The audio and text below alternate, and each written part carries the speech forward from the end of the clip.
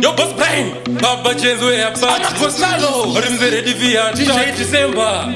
Telling me young eyes, what one Tapencey? Nothing but giving me message. Can't depend on the bye bye. They didn't agree on that song. Got you, safe Jenny. The person that German has you, Makizeni. Hazvina basa 3 weeks, 4 months, 5 years. As you know what was your report. Baby, wako aindam tari. Kana buluzi ya pamanga machaira kuona na sengirosi. 3 weeks, 4 months, 5 years.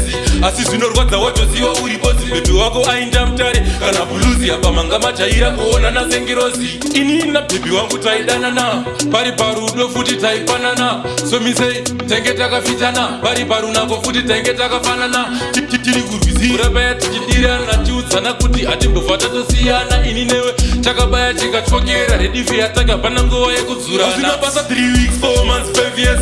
Asisi norwata watu wasiwa uriboti. Bebe wako aindam mtari. Kana buluzi ya pamanga machaira kuona na sengirosi. 3 weeks, 4 months, 5 years. Asisi norwata watu wasiwa uriboti. Bebe wako aindam mtari. Kana buluzi ya pamanga machaira kuona na sengirosi. Nazima gizeni message kandi pinzira. Kanzi bye bye. Dedinda kuira nda zongotio. Sefu Jenny. Yaposa nda chema nazio makizeni. Rimise telemia. Ha, telemia taki. Telemia. Ni ready for ataki. Telemia. Ha, telemia. Ha, telemia. Ha, telemia taki. Hazvina basa 3 weeks, 4 months, 5 years. Asisi norwata watu wasiwa uriboti. Bebe wako aindam mtari. Kana buluzi ya pamanga machaira kuona na sengirosi. 3 weeks, 4 months, 5 years. Asisi norwata watu wasiwa uriboti. Bebe wako aindam mtari. Kana buluzi ya pamanga machaira kuona na sengirosi. Inina baby wangu taidana na. Bari baru do futi taipanana. So me say, tengeta kafitana. Bari baru nako futi tengeta kafanana.